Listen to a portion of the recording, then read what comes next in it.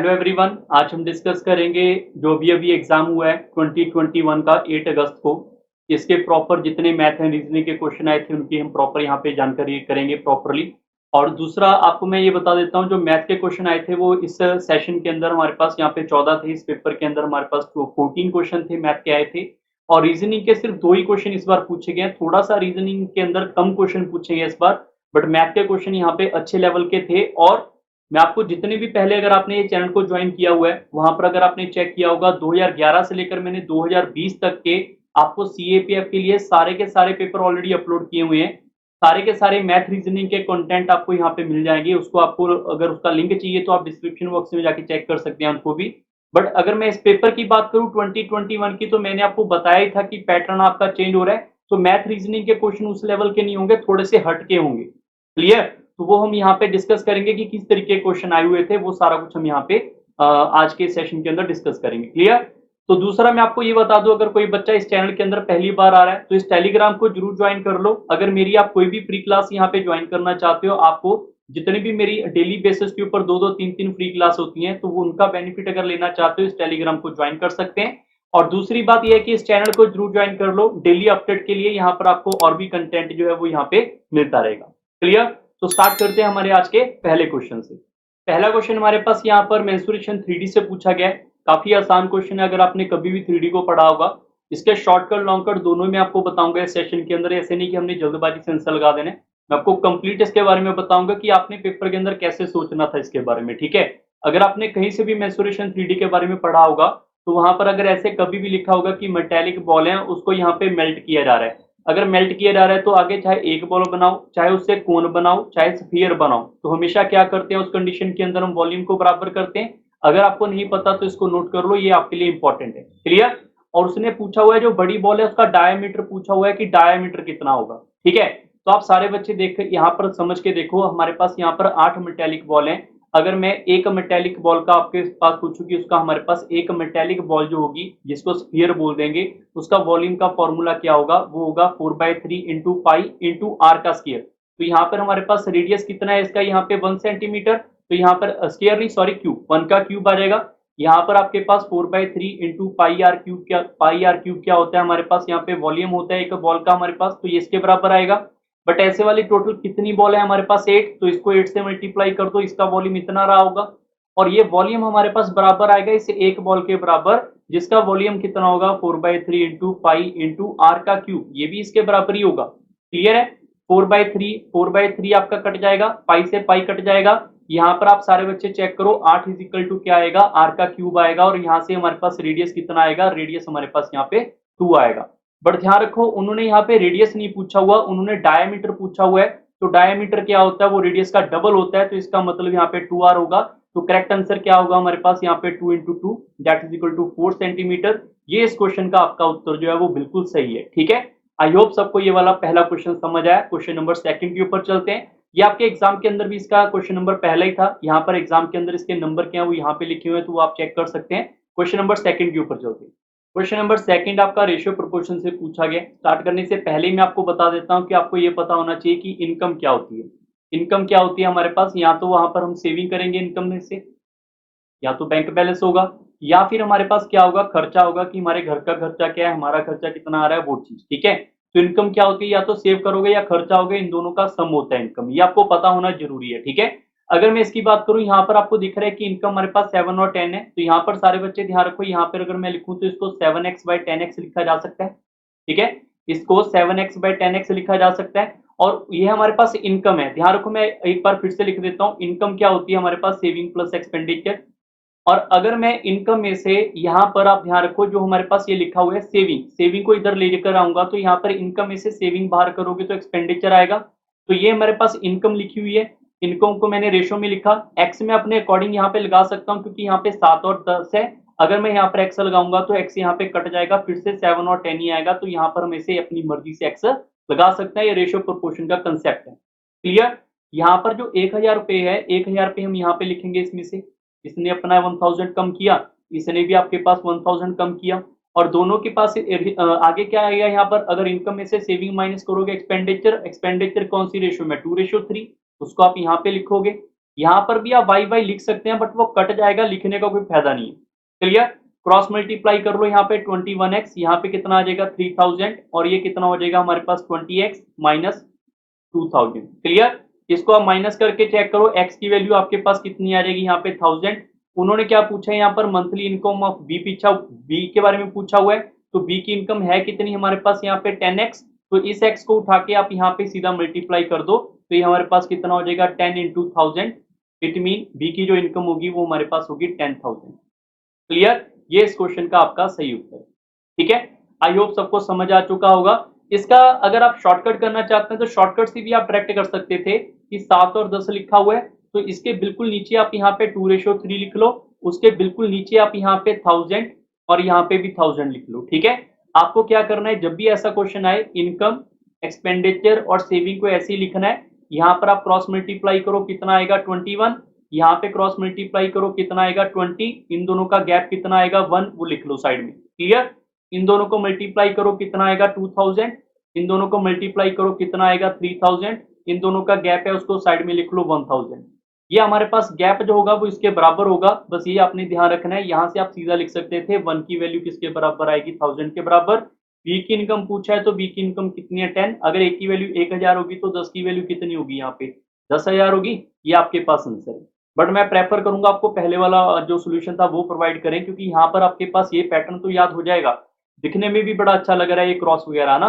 But आपको ध्यान रखना है कि अगर एक की सैलरी यहाँ पे बढ़ गई या फिर एक की इनकम में कुछ चेंज हुआ, कुछ और सेविंग कुछ और चेंज हुआ, मान लो किसी को सेविंग कम हुआ ज्यादा हुआ, तो इस क्वेश्चन में गड़बड़ भी हो सकती है वहां पे। ठीक है, तो इसलिए आप पहले वाले कंसेप्ट से जाएं, बट ये इस क्वेश्चन में आपका 100% लग जाता है इनकम वाले क्वेश्चन में। ठीक है, चलो क्वेश्चन नंबर 3 के ऊपर चलते हैं। क्वेश्चन नंबर 3 आपके लिए बहुत ज्यादा इंपॉर्टेंट है और मैंने आपको ये पहले भी बहुत बार पढ़ाया हुआ है। अगर आपने मेरे पास कभी भी टाइम एंड वर्क की क्लास लगाई है तो सारे बच्चे ध्यान रखना, अगर आप मेरे से कोई भी क्लास ज्वाइन करना चाहते हैं, नीचे आपको लिंक दिखा हुआ है बलविंदर लाइव, टेलीग्राम को ज्वाइन कर लेना है आपको मेरी हर एक क्लास वहां पे मिल जाएगी। और ए बी यहाँ पे देखो 20 डेज के अंदर काम खत्म करते हैं, और अगर यहाँ पे बी और सी दोनों मिलकर काम खत्म करेंगे तो यहाँ पे 30 डेज के अंदर काम खत्म कर देते हैं। और ऐसे अगर ए और सी की बात करें, अगर ये दोनों मिलकर काम खत्म करेंगे तो 24 दिन के अंदर काम खत्म करेंगे। सबसे पहला काम क्या होगा इन तीनों का, एलसीएम लेना। अगर आपने टाइम एंड वर्क सीखा हुआ है तो सबसे पहला काम क्या होता है एलसीएम, 20 30 24 का एलसीएम क्या आएगा 120। अगर 120 जीबी डाटा इन्होंने खत्म करना है ए और बी ने 20 दिन के अंदर, तो एक दिन में 6 जीबी डाटा खत्म करेंगे। जो एक दिन का काम होता है उसको बोल देते हैं हम efficiency. I repeat again, B और सी ने 30 दिन के अंदर 120 जीबी डाटा खत्म करना है तो एक दिन के अंदर 4, 24 दिन के अंदर 120 जीबी डाटा खत्म करना है तो एक दिन में 5। अगर यहाँ पे सभी को ऐड कर दिया जाए ए प्लस बी प्लस सी, अगर मैं इधर वाले को ऐड करूंगा, देखो ए हमारे पास 2 बार आएगा, बी 2 बार, सी 2 बार, मतलब अगर ये सारे के सारे 2 बार आएंगे तो इनकी एक दिन की कैपेसिटी क्या होगी 6 और 4 10 और 5 15, तो एक दिन की कैपेसिटी 15 जीबी पर डाटा होगी। ये 2 बार काम करने पे इतना काम कर देते हैं, अगर एक बार काम करवाना हो इनसे तो कितने जीबी डाटा खत्म करेंगे एक दिन में 15/2, इसका मतलब क्या होगा 7.5 जीबी। यहाँ पे 7.5 जीबी डाटा एक दिन में। क्लियर? उन्होंने क्या पूछा है ए अलोन के बारे में, देखो ध्यान रखना, अगर ए अलोन के बारे में कभी भी पूछा जाए, बी अलोन या किसी के बारे में भी अगर किसी का टाइम पूछा जाए तो हमेशा याद रखना टोटल वर्क डिवाइड बाय उसी की एफिशिएंसी रख दो, आपका उत्तर आ जाएगा। टोटल वर्क वही होता है जो आपने एलसीएम लिया होता है, तो यहाँ पर 120 तो आएगा ही आएगा, डिवाइड में ए की एफिशिएंसी रखना था, हमारा काम हो जाता है यहाँ पे।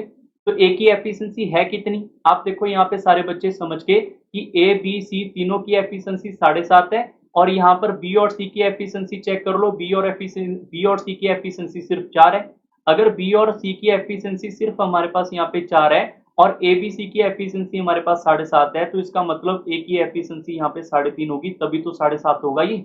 अगर बी सी हमारे पास यहाँ पे 4 है, ए की 3.5 रखेंगे तभी तो 7.5 होगा, तो मतलब इसको यहाँ पे 3.5 से डिवाइड करना था आपने, इतना सा काम करना था यहाँ पर। यहाँ पॉइंट आपका हट जाएगा, ऊपर चला जाएगा 10 में, और ये 2 टाइम्स, और यहाँ पर ये कट जाएगा हमारे पास 7 टाइम, तो इसको सिंप्लीफाई करोगे कितना आएगा 240/7 आएगा। ये 3 टाइम चला जाएगा 21, उसके बाद आ जाएगा 21, फिर आ जाएगा 30 आपका यहाँ पे 4 टाइम चला जाएगा 28, और 2/7 डेज बचेंगे, तो आपका आंसर क्या होगा यहाँ पे सी होगा। क्लियर है? ये इस क्वेश्चन का हमारा उत्तर सही है। क्लियर? क्वेश्चन नंबर 4 के ऊपर चलते हैं। क्वेश्चन नंबर 4 बहुत ज्यादा आसान पूछा गया है कि एक ट्री है हमारे पास, वो 9 फुट यहाँ पे भी टॉल है, तो उसको हर साल क्या हो रहा है कि 1/9 उसकी जो हाइट है वो बढ़ती जा रही है, तो आफ्टर 3 इयर्स कितनी होगी। ठीक है, तो 9 ईयर्स हम यहाँ पे 9 फीट की जो उसकी हाइट है वो यहाँ पे लिखेंगे। अगर एवरी ईयर उसकी ग्रोथ यहाँ पे 9 के बदले में 1 की ग्रोथ हो रही है तो सीधा आप यहाँ पे 10/9 लिख सकते हैं। इसको बोलते हैं हम यहाँ पे सीधा इंक्रीमेंट करना, ठीक है। और जब आपके सक्सेसिवली बढ़ती होगी, मतलब हर साल एवरी ईयर बढ़ती होगी, उसको बोल देते हैं हम यहाँ पे सक्सेसिव, क्योंकि वो कॉन्जिक्यूटिवली बढ़ रही है, ठीक है। तो उसी के लिए आप यहाँ पे ये फॉर्मेट लगा सकते हैं, दूसरे साल भी इतना होगा, तीसरे साल भी इतना होगा। बच्चे गलती क्या करते हैं, 9 के ऊपर ही इसको ऐड कर देते हैं कि सर पहले साल 9 था, पहले साल 1/9 बढ़ जाएगा तो 1 सेंटीमीटर बढ़ जाएगा, दूसरे साल भी 1 बढ़ेगा, तीसरे साल भी 1 बढ़ेगा तो 3 सेंटीमीटर बढ़ जाएगा 9 में, तो आंसर 12 होगा। ये आपका आंसर गलत है। जब आपने इसको बढ़ा दिया तो दूसरे साल में उसकी हाइट जो है वो इतनी हो चुकी है, तीसरे साल फिर 10/9 होगा तो तीसरे साल वो दूसरे साल फिर इतनी बढ़ चुकी है, तीसरे साल इसकी ग्रोथ होगी ना कि पहले की। तो यहीं पे गलती करते हैं, आप इसको सिंप्लीफाई करेंगे, आपका आंसर आएगा 12.34 फीट।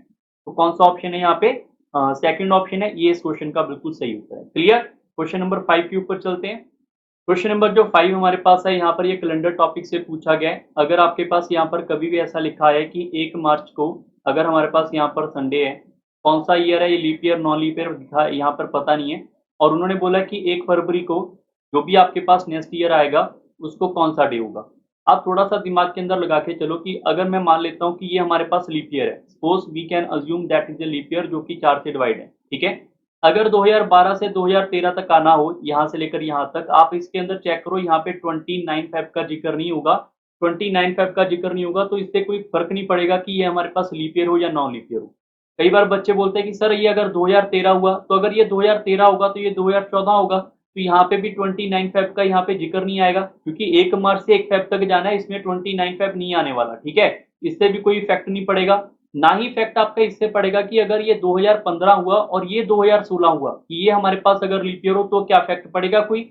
आप सारे बच्चे चेक करो, लीप ईयर का इफेक्ट तब पड़ता है जब 29 फेब आएगा, तो यहाँ पे 29 फेब यहाँ पे भी नहीं आ रहा, 29 फेब का जिक्र जो है वो आपके पास यहाँ पर भी नहीं आएगा, इसका मतलब इससे भी कोई इफेक्ट नहीं पड़ेगा। इसका मतलब ईयर से कोई भी हमें यहाँ पे इफेक्ट नहीं पड़ने वाला। बस याद रखना, अगर एक ईयर आगे बढ़ने वाला है तो एक ईयर आगे बढ़ने वाला है 1 मार्च से 1 फरवरी तक, 1 मार्च से 1 फरवरी तक। तो सारे बच्चे सिर्फ एक छोटा सा मुझे कंसेप्ट बता रहा हूं और समझो भी इस चीज को, कि अगर आपने कभी भी देखा हुआ है कि एक साल के अंदर टोटल नॉर्मल 365 दिन होते हैं, और ये हमारे पास नॉन लीप ईयर है, और अगर हमारे पास लीप ईयर होगा तो उसमें 366 होते हैं टोटल दिन। और यहाँ पर आप सब बच्चों को पता होगा कि नॉन लीप ईयर के अंदर अगर मैं एक साल से दूसरे साल में जाता हूँ तो हमेशा एक नंबर ऐड होता है। क्यों ऐड होता है, क्योंकि अगर मैं इसको 7 से डिवाइड करूंगा तो यहाँ पर एक रिमाइंडर आएगा। और अगर लीप ईयर हो जिसमें 29 फेब आता है, 4 से डिवाइड होता है, तो वहां से जाकर मैं अगले नेक्स्ट ईयर के अंदर अगर ऐड होना चाहता हूँ तो हमेशा यहाँ पे 2 का इंक्रीमेंट होता है, क्योंकि यहाँ पर आपके पास 2 का इंक्रीमेंट आएगा, 29 फेब होगा, आएगा ही आएगा। इसको आप 7 से डिवाइड करोगे, यहाँ पे 2 रिमाइंडर आएगा। बट आप सारे बच्चे इसको छोड़कर एक चीज मुझे और बताओ, जो मैंने अभी क्वेश्चन बताया वो लीप ईयर से तो कोई कनेक्ट ही नहीं है उसका, उसके अंदर 366 दिन आए ना आए कोई फर्क नहीं पड़ेगा। बट आप सारे बच्चे बताओ, अगर 365 दिन वाला मैं ले लूं एक ईयर, तो वहां पे 20 जो एक्चुअली में उसमें फरवरी वाला जो मंथ है वो आ ही नहीं रहा, तो फरवरी वाला मंथ अभी शुरू होना है, ठीक है। तो फरवरी वाले मंथ में टोटल कितने दिन होते हैं, 28, इसमें से माइनस कर दो, तो यहाँ पर आपको देखने के में आ जाएगा, यहाँ पर टोटल दिन कितने आएंगे, 337 आएंगे। एक ऐसे करके अगर आप आगे जाओगे, यहाँ पर सपोज यहाँ पर मैंने लिखा है यहाँ पे 1 मार्च, फिर आगे अप्रैल, फिर आपके पास मई जून जुलाई, अगर आप ऐसे करके जाओगे लास्ट दिसंबर, दिसंबर से आगे फिर आपके पास जनवरी और फिर फरवरी, फरवरी तक टोटल आते आते कितने दिनों की क्रॉसिंग हो रही है आप यहाँ पे ऐड करके देखो। 1 मार्च से पहले आप 31 तक जाओ, फिर ऐसे ऐसे ऐड करते देखोगे तो टोटल आपके पास 337 दिन आएंगे यहाँ पे, जो कि मैंने आपको डायरेक्ट बता दिया कैसे होगा। तो यहाँ पर एक्चुअली में यहाँ से यहाँ तक आते हुए टोटल 337 इनका क्रॉस हो रहा है। अगर मैं इसको 7 से डिवाइड करूंगा तो यहाँ पर आपका एक रिमाइंडर आएगा, चेक कर लो, अगर आपका एक रिमाइंडर आ रहा है इसका मतलब यहाँ पर एक दिन का ही एडिशन होगा। तो संडे के अंदर अगर एक दिन ऐड करोगे तो इसका करेक्ट आंसर हमारे पास क्या आएगा, यहाँ पे Monday, and that is A correct answer for this type of question. Clear. काफी मैंने अभी यहाँ पे चेक किया तो काफी जगह में इसका आंसर जो है गलत बताया जा रहा है, तो आप इसको ध्यान रखना, correct answer is a Monday. Clear. Question number 6 के ऊपर चलते हैं, और ये एक क्वेश्चन हमारा रीजनिंग का ये रहा, एक आपके पास आगे जाके होगा, 2 ही क्वेश्चन रीजनिंग के पूछे गए, ठीक है। और ये दोनों ही टॉपिक मैंने बोला था कैलेंडर क्लॉक पक्के आते ही आते हैं, तो एक क्लॉक कैलेंडर का क्वेश्चन आ गया, एक आगे क्लॉक का क्वेश्चन आया हुआ है, सिर्फ 2 ही क्वेश्चन सीपीएफ के अंदर आए, ठीक है। काफी बच्चे इस टॉपिक को पढ़ते नहीं है, मैंने बहुत जोर दिया था कि इसको पढ़ लेना, आई होप आपको याद आ रहा होगा जो बच्चों ने मेरे से तैयारी की है। क्वेश्चन नंबर 6 के ऊपर चलते हैं, एक और मैथ के ऊपर। हमारे पास एक यहाँ पर 6 नंबर क्वेश्चन दिया गिवन है, ये पार्टनरशिप का है। पार्टनरशिप के अंदर आपको पता होना चाहिए investment into time is equal to क्या होता है, प्रॉफिट होता है। ठीक है, अगर मैं यहाँ पर एबीसी की बात करूं, यहाँ पर ए, यहाँ पर बी और यहाँ पे सी। अगर मैं ए की बात करूं तो यहाँ पे 7000 इसकी पेमेंट है, और बी की बात करें तो इसके पास 8000 की पेमेंट है, और यहाँ पे सी की बात करें तो इसके पास 12000 की पेमेंट है। और इन्होंने बोल दिया आफ्टर 1 ईयर। आफ्टर 1 ईयर मतलब इन्वेस्टमेंट इनटू टाइम करेंगे, तो टाइम इसके अंदर कितना है, यहाँ पर 1 का, यहाँ पर टाइम आपके पास 1 का है। तो अगर इन्वेस्ट इनटू टाइम करेंगे तो जो भी रेशो बन के आएगी वो रेशो आपकी प्रॉफिट की बन के आएगी। तो यहाँ पर ये 000 से 000 कट गया सीधा, तो यहाँ पर आपके पास प्रॉफिट की रेशो हमारे पास कितनी आ जाएगी, 7:8:12। क्लियर है। उन्होंने क्या गिवन किया यहाँ पर बी के बारे में, कि बी के पास टोटल 3200 रुपीज है। तो आप चेक कर लो बी के पास यहाँ पे कितने हैं, 8। अगर 8 की वैल्यू आपके पास यहाँ पर 3200 गिवन है, तो ए की वैल्यू कितनी होगी यहाँ पे 400। और उन्होंने क्या पूछा है यहाँ पे टोटल प्रॉफिट, तो टोटल प्रॉफिट कितना होगा, 12 और 8 20, 20 और 7 कितना हो जाएगा 27। तो अगर ए की वैल्यू यहाँ पे 400 है तो भाई 27 की वैल्यू पूछी है, क्योंकि टोटल तो ये है। तो 27 की वैल्यू कितनी होगी, 400 मल्टीप्लाई बाय 27। आप इसको सिंप्लीफाई करेंगे आएगा 10800, जो कि ऑप्शन नंबर है डी, ये आपका इस क्वेश्चन का उत्तर सही है। क्लियर। क्वेश्चन नंबर 7 के ऊपर चलते हैं। क्वेश्चन जो हमारे पास 7 है, in a stock clearance sale shopkeeper gives 40% off on all his items, he incur a loss of 25%। आप यहाँ पर एक मान लो कि जो भी आपके पास यहाँ पे मार्क प्राइस है उसको ना यहाँ पे आप कुछ भी मान सकते हैं। ऐसा नहीं कि ये फिक्स होगा कि हमने इतना कंफर्म करना है। आप यहाँ पे कुछ भी अपनी मार्क प्राइस को मान लो कि मार्क प्राइस 100 है, बाकी मार्क प्राइस गिवन है, आप इसके अकॉर्डिंग भी कर सकते हैं। ठीक है, बट मैंने आपको कहीं ना कहीं, जब आप मेरे से पढ़ते हो तो मैंने ये बहुत बार पढ़ाया हुआ है कि मार्क प्राइस अगर आपके पास हो तो हम क्वेश्चन को वैल्यू को सिर्फ एंड में कंपेयर करेंगे, बाकी क्वेश्चन आपका सीधे ही चलता रहेगा। ठीक है, मैं एक बार आपको डायरेक्ट करके दिखाता हूँ, वैल्यू से भी हम कर लेंगे, दोनों चीज कर लेंगे ताकि फ्यूचर में अभी कभी काम आएगा, तो इसको ध्यान में रखें। ठीक है, मान लो कि एमपी मैंने 2000 नहीं, मैंने 100 मान लिया अभी के लिए, और 40% का क्या बोल रहे हैं वो, यहाँ पे 40% का डिस्काउंट दे रहे हैं। अगर 100 का 40 का डिस्काउंट दोगे तो 100 का अगर मैं 40 का डिस्काउंट लेकर आऊंगा, सारे बच्चे ध्यान रखो, 100 का 40% जो होगा वो 40 ही होगा। तो इसका 40 का डिस्काउंट लोगे तो हमारे पास यहाँ पर कितना आएगा, 60। और ये 60 आपका एसपी आएगा, ध्यान रखना सीपी नहीं आता। मार्क प्राइस के ऊपर डिस्काउंट दोगे, सेलिंग प्राइस आएगा ना आपके पास। तो यहाँ पर सेलिंग प्राइस मेरा 60 है, और सब बच्चों को इतना पता होना चाहिए कि CP multiply by profit loss is equal to SP. अगर यहाँ पे 25% का लॉस हो रहा है तो सीपी इंटू 75% लिखेंगे यहाँ पे हम। ऐसा क्यों, क्योंकि अगर हमारे पास यहाँ पे लॉस होगा, ध्यान रखना सारे बच्चे, अगर लॉस होगा तो हम यहाँ पे 100 में से उतना ही नंबर माइनस करके साथ में परसेंटेज लगा देते हैं।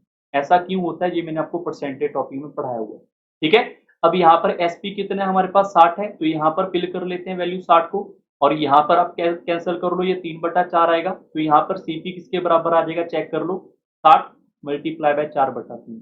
इसको इधर से कट कर लो, ये कितना आ जाएगा 20 इंटू 2 करोगे तो ये कितना आएगा 80 आएगा। क्लियर है डाटा। अब सारे बच्चे खुद चेक कर लो इतने क्वेश्चन के बाद कि हमारे पास एमपी कितना है 100, और एक्चुअली में कितना गिवन है वो हमारे पास यहाँ पे 2000 ही गिवन है। अगर 100 की वैल्यू हमारे पास यहाँ पर ये इतनी गिवन है 2000, तो एक की वैल्यू कितनी होगी 20। अगर एक की वैल्यू 20 है तो 80 की वैल्यू क्या होगी हमारे पास, 30 इंटू 80 करेंगे तो हमारे पास 1600 होगी या नहीं होगी, ये इस क्वेश्चन का सही उत्तर है। क्लियर है कहानी। हम मतलब बिना वैल्यू के भी इसको सिंप्लीफाई कर सकते हैं। अगर आप इसको कोई और मेथड से करना चाहते हैं, आप ऐसे भी सोच सकते थे कि मार्क प्राइस आपके पास यहाँ पर गिवन है, कितना गिवन है 2000 रुपये, और 40% का यहाँ पे डिस्काउंट गिवन है। अब ध्यान रखना सारे बच्चे, इसको मैं डायरेक्ट भी बता रहा हूँ ताकि आपके सारे के सारे क्वेश्चन आपको गिवन हो जाए। ठीक है, आप सारे बच्चे ध्यान रखो, एमपी और सीपी को सीधे लिख लो रेशो में। इस क्वेश्चन के लिए शॉर्टकट है। ठीक है, 40% का डिस्काउंट हमें पता है एमपी के ऊपर होता है, बट हम 40 100 में से माइनस करके सीपी के नीचे लिखेंगे। 75% का लॉस जो है वो सीपी के ऊपर होता है, बट 100 में से 25% का लॉस है वो सीपी के ऊपर होगा, तो 25 हम यहाँ पे 100 में से माइनस करके एमपी के नीचे लिखेंगे, ये 75 आएगा। क्लियर है। यहाँ पर आप इसको कट कर लोगे, ये रेशो कितनी आ जाएगी मेरे पास यहाँ पे 5:4। और 5 की वैल्यू हमारे पास क्वेश्चन में कितनी गिवन है 2000, ये लिखा हुआ है। ये कब आएगा यहाँ पर आप चेक कर लो, 4000 से मल्टीप्लाई के बाद, तो इसको भी यहाँ पर 400 के मल्टीप्लाई के बाद, तो इसको भी 400 का मल्टीप्लाई कर लो, ये कितना आ रहा होगा 1600 रहा होगा, ये आपका उत्तर है। ये वही बच्चे लगा सकते हैं जिनको पता है थोड़ा बहुत। ठीक है, नहीं तो आप बेसिक से कर सकते हैं, उससे भी हो जाएगा। ठीक है, आप वैल्यू मान के भी इसके ऊपर डिस्काउंट लेकर भी कर सकते हैं। क्लियर। क्वेश्चन नंबर 8 के ऊपर चलते हैं। ये भी क्वेश्चन बहुत आसान पूछा गया है। एक राज है और एक फादर है, ध्यान रखना, राज और एक फादर, इन दोनों की एवरेज एज हमारे पास 45 है। आप सबको एवरेज के बारे में पता होगा, average some divide by number होता है और सम क्या होता है हमारे पास, एवरेज इनटू नंबर। अगर मैं राज और फादर को यहाँ पे सम देखना चाहता हूँ तो क्या करूँ, एवरेज इनटू नंबर कर दूं। तो यहाँ पर एवरेज मल्टीप्लाई बाय नंबर कितने यहाँ पे 2, तो यहाँ पे मल्टीप्लाई बाय 2 कर लेंगे तो यहाँ पे 90 आ जाएगा इन दोनों का सम। और उसने बोला हुआ है यहाँ पर कि जो फादर है और ग्रैंड फादर है वो राज से 2 एंड थ्राइस टाइम्स है। मतलब अगर मैं यहाँ पे राज को लिखूं और यहाँ पे इसके फादर को लिखूं और यहाँ पर इसके ग्रैंडफादर को लिखूं, तो यहाँ पर लिखा हुआ है कि राज अगर 1 होगा तो फादर उसका ट्वाइस है और ग्रैंडफादर उसका थ्राइस है, ये यहाँ पे लिखा हुआ है, मेंशन है। ठीक है, आप सारे बच्चे देखो, उसने पूछा क्या हुआ, ग्रैंडफादर की एज पूछी है, तो आप सारे बच्चे एक सिंपल चेक करो कि राज एंड फादर का यहाँ पे सम कितना आ रहा है। राज एंड फादर का यहाँ पे सम 3 आ रहा है और 3 की वैल्यू आपके पास 90 है। अगर 3 की वैल्यू हमारे पास 90 है तो इस 3 की वैल्यू भी 90 होगी ना अकॉर्डिंग टू दी रेशो, तो ग्रैंडफादर 90 साल का होगा। ये आपके इस क्वेश्चन का सही उत्तर। क्लियर। क्वेश्चन नंबर 9 के ऊपर चलते हैं। क्वेश्चन नंबर 9 भी आप इसको बाय ऑप्शन से हिट एंड ट्रायल कर सकते थे। जैसे आपको सिंपल देखकर ही क्वेश्चन को समझना पड़ेगा कि यार यहाँ पर जो 30 से डिवाइड होना जरूरी है। 30 क्या होता है, 3 इंटू 10, तो 3 का डिविजिबल चेक कर लो। 3 का डिविजिबल होता है sum of the digit must be divisible by 3। अगर मैं इसको यहाँ पर ऐड कर दूं 1 0, ये आपको लिखने की जरूरत नहीं, आप सीधे ही चेक कर सकते हैं कि यहाँ पर 1 और 1 और 2 इनको ऐड करेंगे, यहाँ पे 4 आएगा। ये 3 का डिविजिबल ही नहीं है, मतलब ये ऑप्शन हो ही नहीं सकता ऐड करने के बाद। ना ही ऑप्शन आपके पास ये आएगा। ये वाला क्यों नहीं आया, क्योंकि यहाँ पर 20 लिखा हुआ है। 20 क्या होता है, 5 और 4 का मल्टीपल। ये आपका 4 का डिवाइड नहीं होगा जब आप इसमें ऐड करोगे। तो बच गए ये दोनों ऑप्शन, इन दोनों में आंसर हो सकता था, बट अगर एक ऑप्शन और एलिमिनेट हो जाता तो आपका बिना सॉल्व किए भी आंसर आ सकता है डिविजिबली मेथड से। ठीक है, बट इसका एक्चुअली मेथड क्या होगा ध्यान रखो। या तो भाई आप यहाँ पर ऑप्शन के अकॉर्डिंग वैल्यू फिल कर लो, क्योंकि स्मॉलेस्ट पूछा हुआ है, तो यहाँ पे सबसे छोटी वैल्यू 80 है। 80 को यहाँ पे रख के देखो ये सबसे डिवाइड हो रहा है या नहीं हो रहा। अगर आप यहाँ पर 1008 को चेक कर लो, क्योंकि स्मॉलेस्ट पूछा हुआ है ना यहाँ पर क्वेश्चन वालों ने, मैं स्मॉलेस्ट को ही अप्लाई करूंगा सबसे पहले। तो अगर ऐड करके देखूंगा 20 से तो डिवाइड हो ही रहा है, 24 से आप चेक कर लो, 30 से चेक कर लो, डिवाइड हो रहा है, मतलब यही आपका उत्तर है।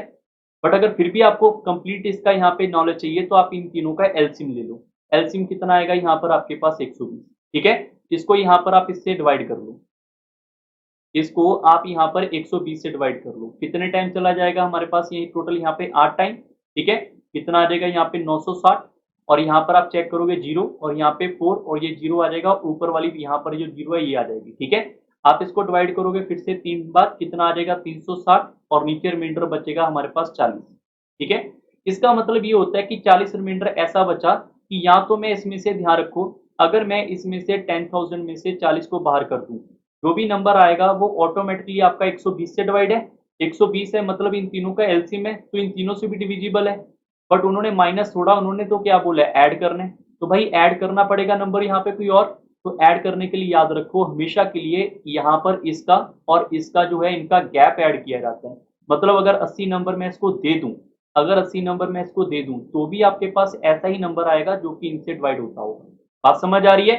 40 यहाँ तो बाहर निकाल दूं, बाहर वाला निकालने को रिमाइंडर बोलते हैं। अपनी मर्जी से ऐड करना हो तो हमें इन दोनों का गैप चेक करना पड़ता है। क्लियर। आप भाई ऑप्शन से कर लो, वो आसान है, बट आपका वैसे भी क्वेश्चन आसान है एलसीएम से। क्लियर।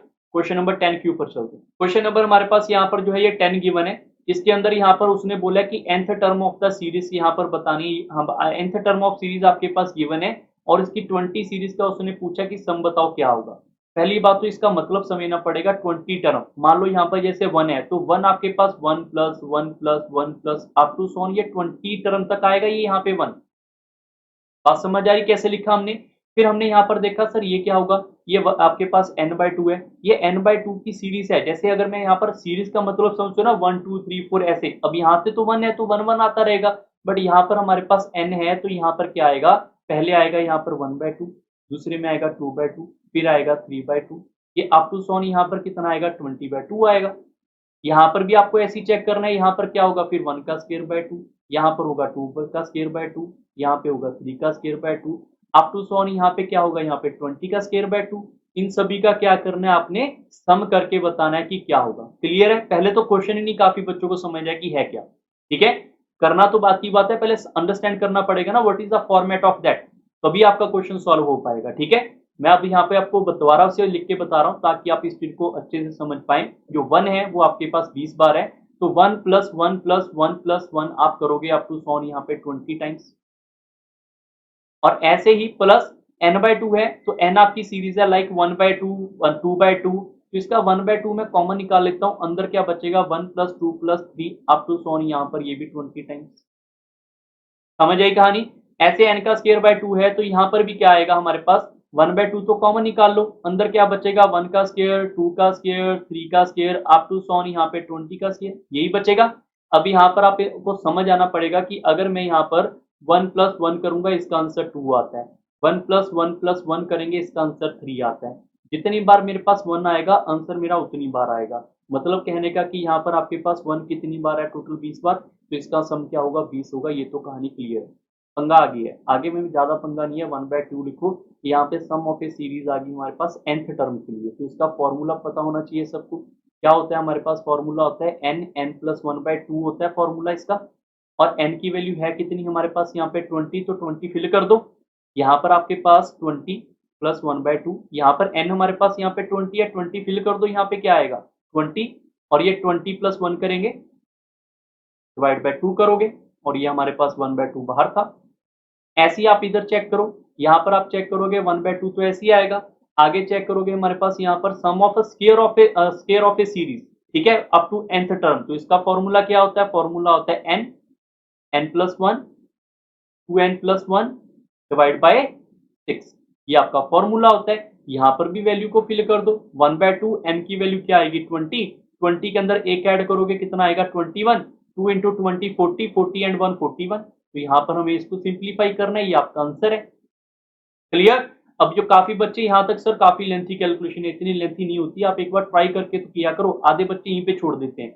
यहाँ पे देखो 2 और 2 कितना हो गया 4, 4 इससे कट जाएगा 5 बार, तो यहाँ पे क्या आएगा 20, और 5 इंटू 21 से ऐड मल्टीप्लाई करोगे 105 आएगा, प्लस यहाँ पर जो 6 है 6 को तोड़ लो यहाँ पे 2 और 3 के अंदर, 3 इससे कट कर लो 7 बार, और 2 और 2 आपके पास 4, 4 इससे कट करेगा 5 बार, ये कितना यहाँ पे कितना आएगा 5 इंटू 7 करोगे 35, 35 को 41 से मल्टीप्लाई करोगे ये हमारे पास आएगा 1435, ठीक है। इनको जब आप ऐड करोगे 20 को इसके साथ और इसके साथ ऐड करोगे ये आपके पास 1560 आएगा। ये इस क्वेश्चन का सही उत्तर है। और पूरे सीएपीएफ के पेपर के अंदर ये 10 नंबर क्वेश्चन जो है, जो कि आपके पेपर के अंदर 54 नंबर था, और यही क्वेश्चन मुझे जो लगा कि बच्चे शायद ना कर पाए, बाकी सारा पेपर बहुत आसान था मैथ और रीजनिंग का लगभग, ठीक है।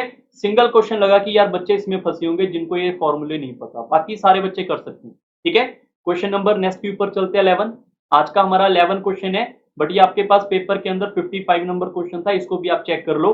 यहाँ पर उन्होंने बोला है कि कोविड के बारे में पूछा है कि कोविड को कितने और तरीकों से लिखा जा सकता है, विद और विदाउट एनी मीनिंग। मतलब पहले COVID है तो एक बार तो ऐसे लिखेंगे हम, बाद में COV है, ID को इधर ले आओ, DI दूसरी बार ऐसे लिख सकते हैं, तीसरी बार COV, फिर आपके पास जो I है इसको सबसे आगे ले आओ, D को सबसे लास्ट में ले आओ, 3 बार ऐसे लिख सकते हैं। तो ऐसे हम कितनी बार अरेंज कर सकते हैं, ठीक है। इसके लिए आपको सिंपल ध्यान रखना है, जितने हमारे पास यहाँ पे डिजिट होते हैं ना, अल्फाबेट होते हैं, उन्हीं का फैक्टोरियल लिख दो। डिवाइड में लिखना होता है, कोई अगर रिपीट हो रहा है ट्वाइस या थ्राइस टाइम, यहाँ पर सारे 1 टाइम हो रहा है तो नीचे 1 का फैक्टोरियल 1 का फैक्टोरियल उसको लिखने की जरूरत नहीं है, क्योंकि 1 का फैक्टोरियल 1 होगा उसको नहीं लिखेंगे। अगर 2 होता मान लो यहाँ पर O 2 बार होता तो हम लिख लेते हैं 2 का फैक्टोरियल, नीचे का कोई आंसर नहीं आएगा, सिर्फ 5 का फैक्टोरियल है। और फैक्टोरियल होता है कि इसको हम यहाँ पे मल्टीप्लाई करेंगे इन डिक्रीमेंट फॉर्मेट। आगे ना आपके पास यहाँ पे 0 का फैक्टोरियल भी आता है, उसका मतलब हमेशा 1 होता है, तो इसको इग्नोर ही कर देते हैं हमेशा, ठीक है। इसका आंसर क्या आ जाएगा हमारे पास यहाँ पर 120, और ये इस क्वेश्चन का सही उत्तर है ऑप्शन नंबर डी। क्लियर है। आप फिर भी एक बार इसको मल्टीप्लाई करके चेक कर लेना। क्वेश्चन नंबर 12 के ऊपर चलते हैं। क्वेश्चन नंबर 12 जो है आपके एग्जाम के अंदर ये 70 नंबर क्वेश्चन था। अब यहाँ पर ये भी क्वेश्चन बहुत आसान पूछा हुआ है। शॉपकीपर है, उसके 2 कॉन्जिक्यूटिव डिस्काउंट दिए 10% और 5% के लिए, और उसके बाद उसने यहाँ पे GST भी लगाया हुआ है 20% का। तो जब अगर उसका मार्क प्राइस यहाँ पे 2000 रखा जाए तो उसको कितना मोर और लेस देना पड़ेगा एक्चुअली प्राइस से, जो कस्टमर पे कर रहा है उसकी बात कर रहे हैं, ना कि दुकानदार की, ठीक है। कस्टमर को ज्यादा देना पड़ेगा कम देना पड़ेगा ये पूछा जा रहा है, दुकानदार को प्रॉफिट होगा लॉस होगा उसके बारे में नहीं पूछा जा रहा, ठीक है। सारे बच्चे ध्यान रखो, मैंने अभी आपको कुछ टाइम पहले ही आज ही के सेशन के अंदर बताया था कि अगर मार्क प्राइस गिवन हो या कुछ भी हो तो हमें इसकी जरूरत तो थोड़ी बाद में पड़ती है वैल्यू की। और अगर आपने कभी भी मेरी परसेंटेज की क्लास लगाई है, मैंने बताया हुआ है कि अगर क्वेश्चन परसेंटेज के अंदर है और ऑप्शन परसेंटेज के अंदर है तो वैल्यू का यूज हम नहीं करते, ये बताया हुआ है सबको। यहाँ पर बहुत आसानी से आप कवर कर सकते थे कि जो हमारे पास यहाँ पर इसका सीपी मान लो, सॉरी एमपी मान लो, एमपी मान हमारे पास कितने यहाँ पर 100 है और उसके ऊपर उसने यहाँ पर बोल दिया 10% का डिस्काउंट। इसका 10% का डिस्काउंट इसके अंदर 10 माइनस करोगे तो 90 आएगा। फिर से इसके ऊपर यहाँ पे कितना 5% का डिस्काउंट, इसका 10% कितना होगा 9, 5% आएगा 4.5, 4.5 माइनस कर दोगे कितना आ जाएगा हमारे पास यहाँ पर 85.5 आ जाएगा बचा हुआ। और उसके ऊपर उसको 20% का क्या हो रहा है प्रॉफिट हो रहा है, तो इसका यहाँ पे 10% क्या हो जाएगा, ध्यान रखो यहाँ पे इसका 10% होगा 855, मल्टीप्लाई बाय 2 कर लोगे तो इसका 20% हो जाएगा। मतलब इसका 20% किसके बराबर होगा वो मैं निकाल के आपको दिखा रहा हूँ, नहीं तो आप ऐसे भी सिंप्लीफाई कर सकते हैं, ऐसे भी सिंप्लीफाई कर सकते हैं, कोई इशू नहीं है। ठीक है, यहाँ पर इसका आपके 5 पॉइंट इधर आ जाएगा, ये पॉइंट इधर है, तो इसका आप 20% इसका 20% निकाल के ऐड कर लो या फिर आप इसको इससे मल्टीप्लाई कर लो। 0 ऊपर जाएगा 1 और ये आ जाएगा 1 और ऊपर जाएगा 1 और ये आएगा हमारे पास 17.10। तो इसके अंदर जो 17.10 है वो हमें इसको जीएसटी मिल गया, तो इसके अंदर अगर ऐड करोगे कितना हो जाएगा 1 और 1 यहाँ पे 6, 7 और 5 कितना हो जाएगा हमारे पास 12, 1 कैरी जाएगा, ये कितना हो जाएगा हमारे पास यहाँ पर इतना। क्लियर, ये हमारे पास इतना हो जाएगा। कस्टमर को बोला गया कि तुम आओगे तुम्हें 10% का डिस्काउंट मिलेगा, फिर से 5% का डिस्काउंट मिलेगा, बट बाद में तुम्हें 20% का जीएसटी वो देना पड़ेगा। कस्टमर को 100 रुपए की चीज थी, वो भी 102.6 की मिल रही है आफ्टर दिस कैलकुलेशन। तो आपको समझ आ गया कस्टमर को कितना ज्यादा देना पड़ रहा है 2.6, और यही आपका आंसर है। बट हमेशा याद रखना ये हमने 100 वैल्यू माना था, 2.6 का प्रॉफिट हुआ किसके ऊपर, 100 के ऊपर, मल्टीप्लाई बाय 100 करेंगे तो आपके पास परसेंटेज आ जाएगा 2.6%। क्लियर है कहानी, ये इस क्वेश्चन का सही उत्तर है।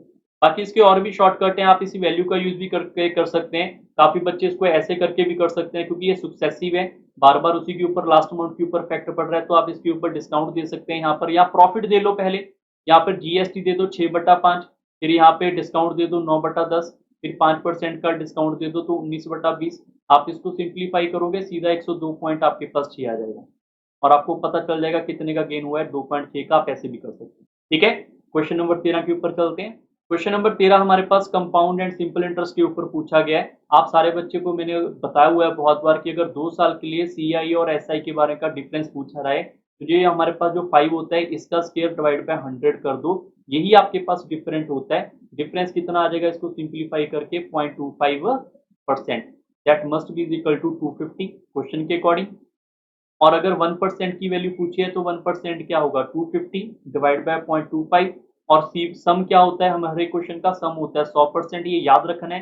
तो 100% क्या होगा यहाँ पे 100% होगा 250 डिवाइड बाय 0.25 मल्टीप्लाई बाय 100, ये पॉइंट हट के यहाँ पे भी 100 आ जाएगा और यहाँ पर ये 25 इससे कट जाएगा 10 बार और आप इसको मल्टीप्लाई करोगे कितनी वैल्यू आ जाएगी यहाँ पर 1 2 3 4 5, ये आपका आंसर है ऑप्शन नंबर ए।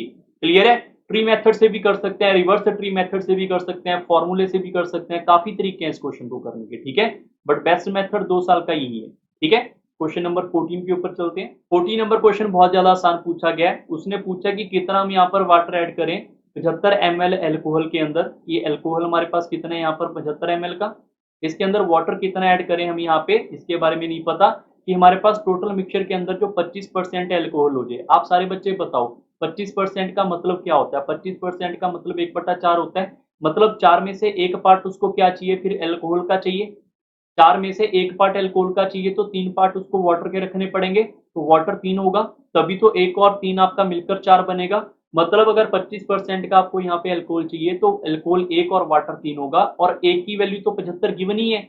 अगर एक की वैल्यू 75 है तो भाई 3 की वैल्यू कितनी होगी 225 ml होगी या नहीं होगी, यूनिटरी मेथड, एक की वैल्यू 25 है, एक की वैल्यू 75 है तो 3 की वैल्यू 225, तो आपका ऑप्शन आएगा यहाँ पे सेकंड।